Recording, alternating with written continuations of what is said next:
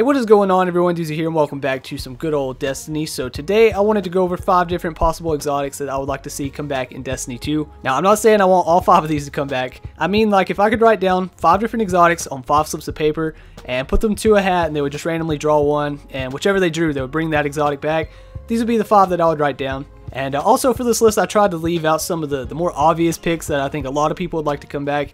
Things like the last word, maybe even the thorn. Well, I don't know about the thorn, but the last word for sure. I've seen a lot of people saying they want that back. And then things for PvE like the Gallahorn, the Sleeper Simulant, the Black Spindle, and, you know, just stuff that a lot of people universally loved. I was going to put exotic swords, but I mean, surely we'll eventually get exotic swords back. At least I hope so anyways. And also, hopefully they're as good as the ones in Destiny 1. But, you know, I tried to make this list to where either the weapons weren't really too popular, or like they never had their chance to shine, or they just eventually kind of faded away and weren't used that much compared to other weapons. But also, I'm not a huge fan of exotics coming back in like paid DLC. I think if they're going to bring old exotics back, they should do it in like the free events, such as the Dawning and maybe faction rallies or whatever live events we have that are free. You know, I'm all for them bringing back old exotics for that. I'm not too big of a fan of them bringing back for paid DLCs. The only way I think they should do that is if they're going to add tons of new exotics in with them. But anyways, without further ado, let's go ahead and get to number 5. So coming in at number 5, we have the MONTE CARLO. So this was always one of my favorite looking auto rifles.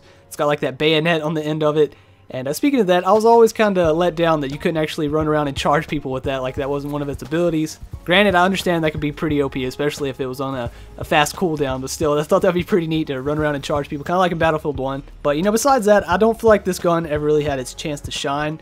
I mean, there was a time in the Crucible when auto rifles were really good, but a lot of people were using the Suros back when it was OP, and then there was a time when the Doctrine was really good. And you just never really saw too much of this, and it's a shame because this one always looked really cool. It sounded neat. It's got a pretty neat perk, the Monte Carlo method. And in Destiny 2, of course, at the time of me making this video, auto rifles are in a very good spot in PvP. So I feel if they brought this back, it would hopefully have its chance to shine and actually be able to compete with some of these other weapons. I mean, it has high caliber rounds. That's basically all you need right now. So, you know, if they brought it back to Destiny 2, I feel like that would be its chance to get some redemption and actually shine in the Crucible, at least hopefully anyways. So coming in at number 4, we have the Red Death. So this was by far my favorite gun out of anything back all the way up till about halfway through the Taken King. This was basically all I used.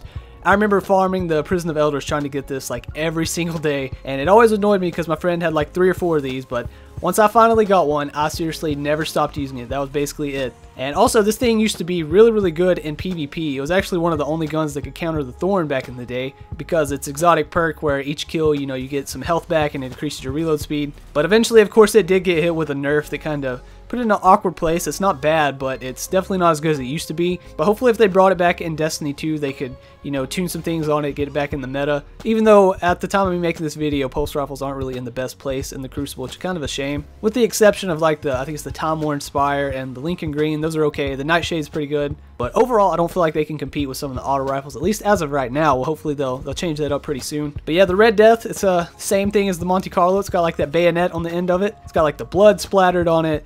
And you got the skull and crossbones when you're aimed down your sights. Just overall, it was just one of the coolest guns back in year 1 of Destiny, in my opinion. And, you know, I'd really like to see it come back, because like I said, this should be one of my favorite exotics of all time. So coming in at number 3, we have the Telesto. Telesto is the besto. So how I mentioned the Red Death was my favorite exotic up until around the Taken King.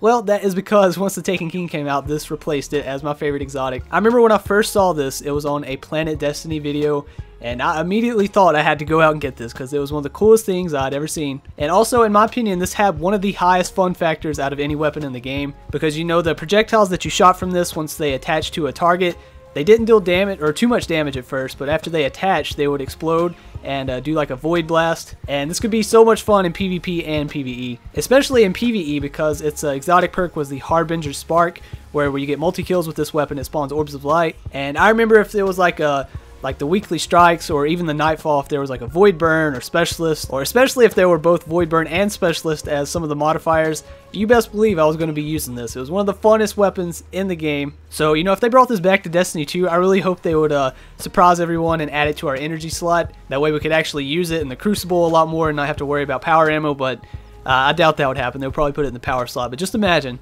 it'd be so much fun if they brought it back and put it in the energy slot, but like I can wish. So coming in at number 2, we have the Bad Juju. the exotic pulse rifle that is still within my top 5 favorite exotics of Destiny 1. I mean, for one, the gun looked amazing, and if you haven't noticed the pattern yet, I tend to enjoy weapons that look pretty cool. And this had like the skull on the front of it and the spine going around the back of the gun. It's got like these straps going around it, just all around it looks sick. Not to mention you have like the particles coming out the end of your barrel. I mean, just overall it looked amazing. But then on top of all that, the gun had some amazing perks, especially in PvE. I mean, it was really good in PvP too, but PvE is where this gun shined, without a doubt. So its exotic perk was String of Curses, and it says after each kill, this weapon will reload instantly and increase damage for a short time, as well as kills help charge your super. So that last part, kills help charge your super. Could you imagine how good this would be in Destiny 2? I mean, for one, we already have a pretty slow cooldown for our super. So if this came back, this would allow us to actually run around in PvE, you know, generate our super a lot faster, make us feel a lot more powerful than what we currently do. Although, honestly, I feel like if they did bring this back to Destiny 2, a lot of people would be using it simply for the fact that you could get your super a lot faster. Maybe not so much in PvP, but PvE, without a doubt, I bet a lot of people would be using this. And that is why it's in the number 2 spot. So I know earlier I said the Red Death used to be one of my favorite exotics up until around the Taken King, and then after that it was replaced by the Telesto for a little while. But overall, the exotic that has been my favorite for the longest amount of time and that I've probably used more than anything is the HAWKMOON. Just literally everything about this gun I enjoy. The way it looks, the way it sounds, its perks, just everything. I love it. So of course, one of the main things that made this so good was luck in the chamber and holding aces. Of course, in Destiny 2, we don't have luck in the chamber, at least as of right now. I don't know if they'll add it in the future, but I feel like they removed it to, of course, balance PvP like they have everything else. But hopefully luck in the chamber will make a comeback, and when it does, hopefully they bring the HAWKMOON with it. So in Destiny 1, this thing, of course, used to be really, really good in PvP, and then they decided to nerf the range on hand cannons and basically make this thing unusable because the bloom on it was so bad.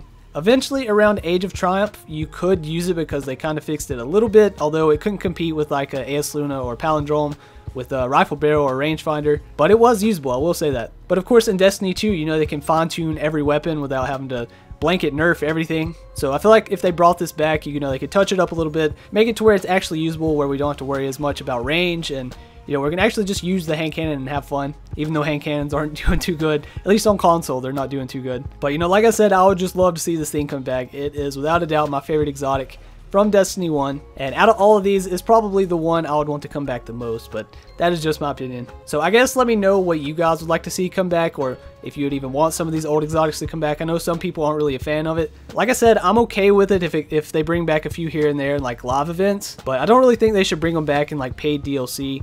And even if they do bring them back, they need to add a bunch of new exotics with them, not just bring back tons of old ones. But still, regardless, let me know what you guys think, if you'd like to see any of these old ones come back, or if your list would be different than mine. And if it is, be sure to leave it in the comments below. But anyways, that's going to do it for this video. So as always, I would like to thank you for watching and hope you enjoyed. Be sure to leave a thumbs up on the video if you did enjoy, and also subscribe if you're new here. And I guess until next time, I will catch you all later.